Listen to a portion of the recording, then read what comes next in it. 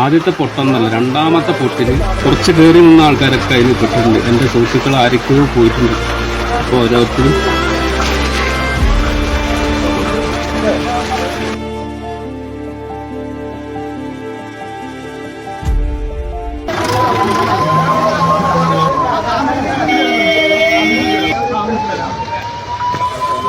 ഇഷ്ടപ്പെട്ടിട്ട് അറിയുന്ന ആൾക്കാർ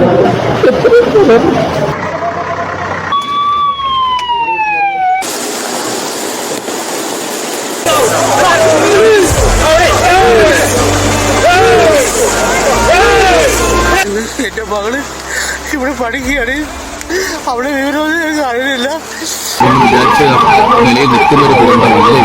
മുണ്ടക്കൈയിൽ റെസ്റ്റ് ആരംഭിച്ചിട്ട് പോലുമില്ല. മുണ്ടക്കൈ കൂടി ആരംഭിക്കുമ്പോൾ എന്താവും ഒരവസ്ഥ എന്നുള്ളത് വലിയ പ്രയാസമാണ്.